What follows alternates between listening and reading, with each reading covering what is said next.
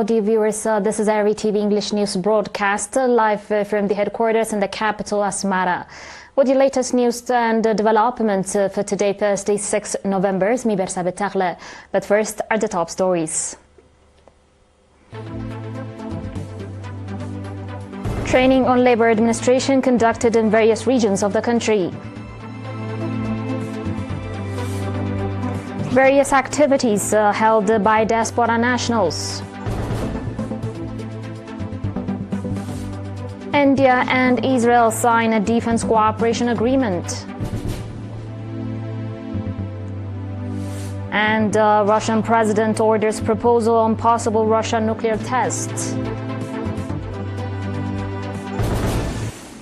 In your local reports, the Ministry of Labour and Social Welfare provided training on labour administration to 37 staff members from the regions of Gashbarka, Ansaba and the Northern Red Sea region. According to Mr. Berhar Aya, the training covered 15 topics, including labour relations, employment and inspection of labour conditions. Noting that labour capacity develops through individual efforts, experience and training, Mr. Walde Jesus Elisa, Director General of Labour at the Ministry of Labour and Social Welfare, said that the training will make a significant contribution to enhancing labour administration. Speaking at the closing event of the training on 5 November, Ms. Luul Gabrab, Minister of Labour and Social Welfare, urged the trainees to practically apply the knowledge they gained from the training in their daily work.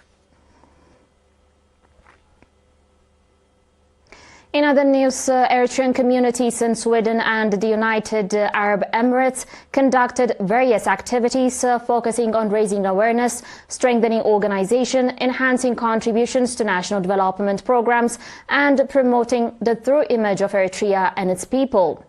Accordingly, Eritrean communities in all cities of Sweden celebrated the founding of the Eritrean Community Day in Sweden, featuring programs depicting the culture and identity of Eritrea's ethnic groups, the history of the people's struggle, as well as resilience and unity. Mr. Binyam Misgunna, chairman of the Eritrean community in Sweden, said that the program, which included traditional cuisine and exhibitions of cultural artifacts, was organized in central markets and other locations frequented by a large number of people.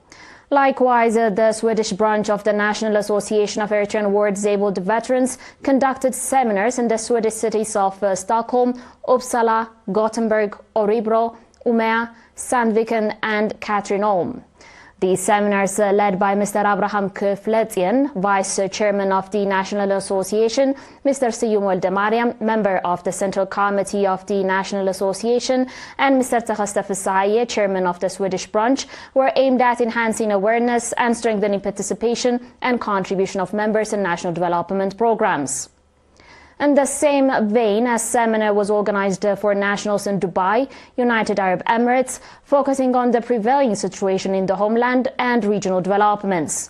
At the seminar, Mr. Mohammed Salim, Managing Director at the Eritrean Consulate General in the United Arab Emirates, and Mr. Tasfu Gabretinsae, Head of Public and Community Affairs, delivered extensive briefings and responded to questions raised by participants.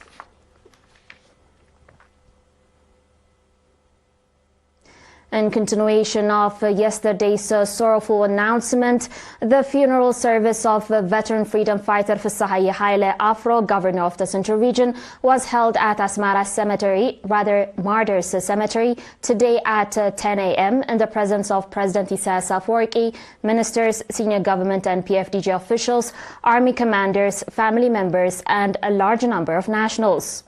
Veteran freedom fighter Fisaye Haile, who passed away on 4 November at the age of 78 due to illness, was one of the heroes produced by Eritrea's struggle for independence.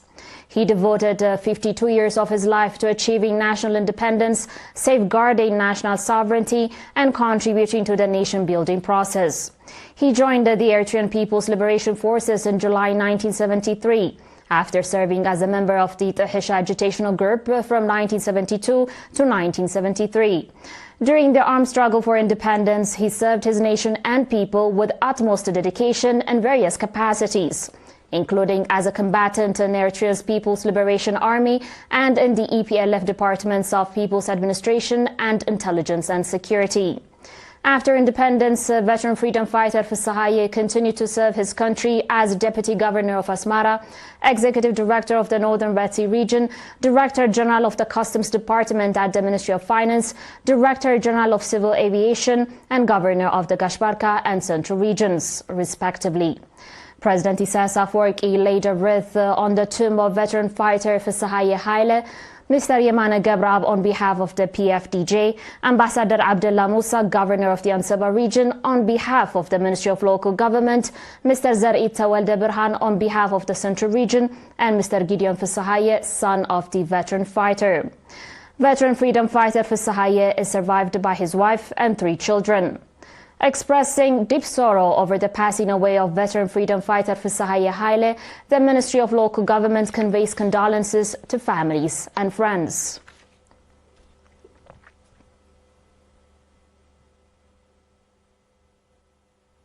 International reports and more will follow after the short break.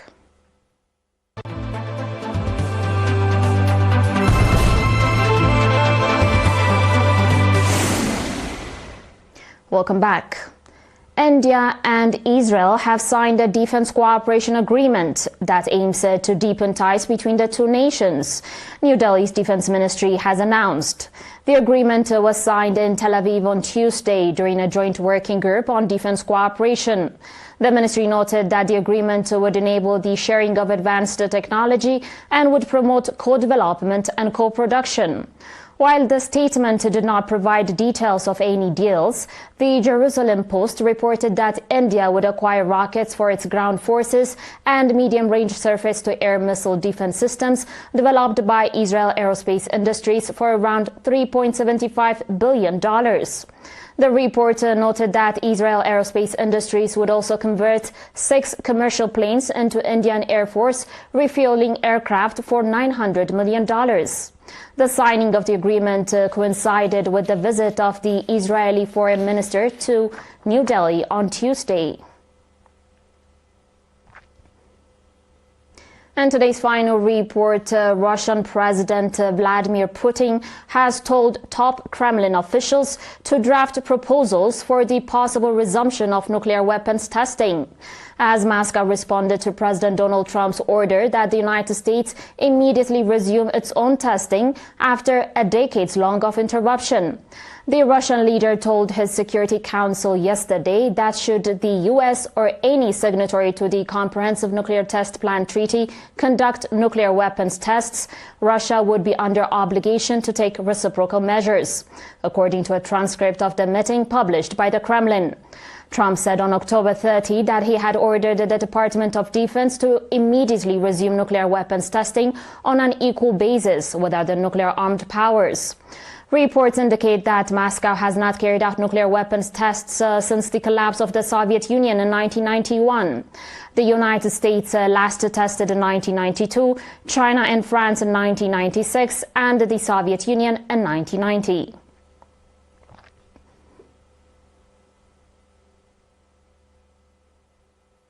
TV viewers, that was it for today, but before we conclude, a quick reminder of the top stories. Training on labor administration conducted in various regions of the country. Various activities held by diaspora nationals. India and Israel signed a defense cooperation agreement. And Russian president orders proposals on possible Russian nuclear tests. Thank you for watching, and we'll be back tomorrow same time with more news and developments. But until then, have a good one.